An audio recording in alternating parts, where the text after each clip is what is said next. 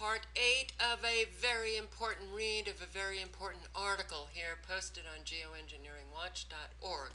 Former Air Force officer warns of atmospheric spraying and the coming collapse. If you have not gone to part 1, 2, 3, 4, 5, 6, 7, go to my channel, listen to those videos, and then come back here and listen to part 8.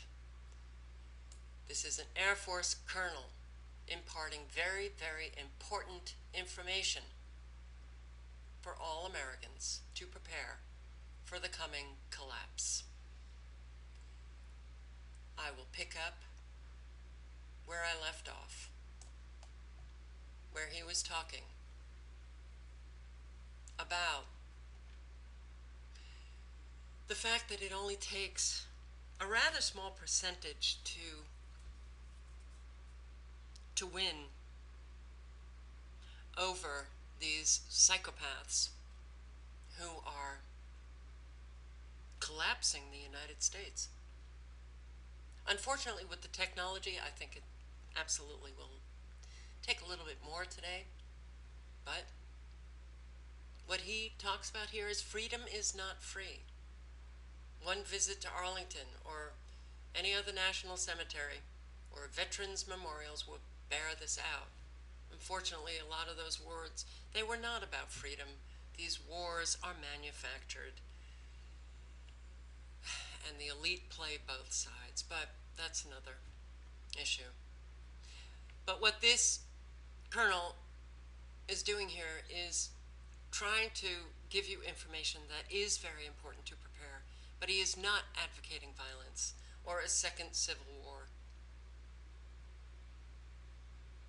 And that he hopes and prays that most Americans are really not asleep, that they are aware of the realities that surround and affect them, realities that are profound and dangerous. But he says, recall that there is no other nation on earth that has a constitution and a Bill of Rights such as ours, nor the freedoms that we until recently have enjoyed. To me, there is no alternative available to us. I will not disavow my faith. I will not break my oath.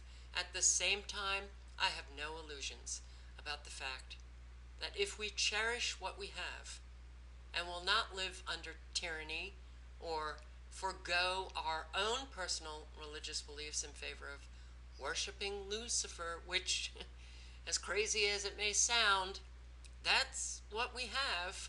We do have a lot of politicians, a lot of elite psychopaths who worship Lucifer. If people can worship God and Christ, then people can worship Lucifer. Opposites happen.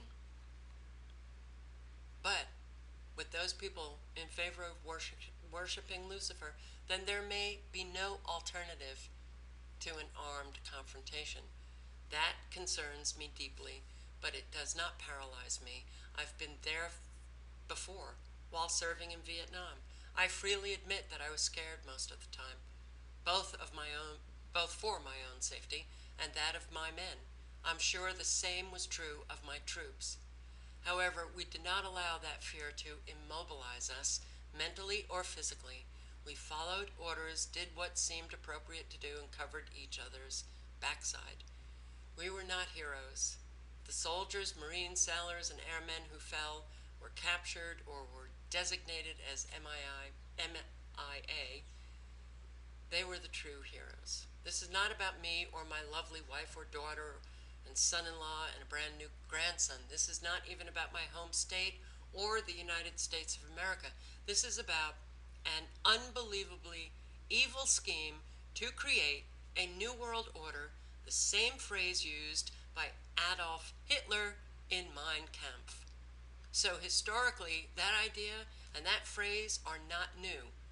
Right at this time, all but 132 countries have pledged their allegiance to the New World Order.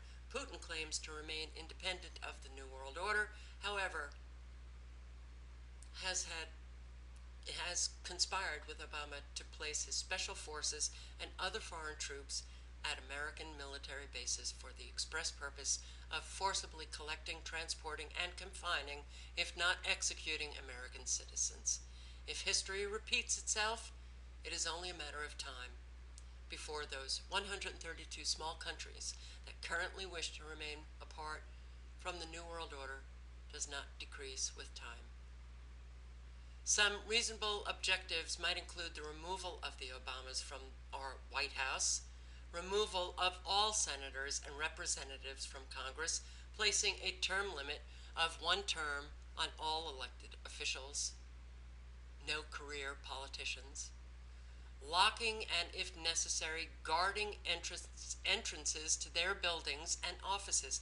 The same would apply to our bought and paid for justices of this federal court system, starting with the Supreme Court, revamping a grossly unjust criminal justice system in which private companies have contracted with federal and state governments to provide guards and other prison personnel. At the same time, these prison personnel providers lobby legislators conscientiously to enact more and more stringent laws in order to incarcerate more Americans, which of course establishes the need to construct additional prisons, a project that I think Vice President Cheney and Halliburton would be more than glad to undertake, complete with their inflated billing to the government. After all, Halliburton built or revamped all of the over 800 FEMA detention centers. I have to stop again, and I'm going to be posting part 9.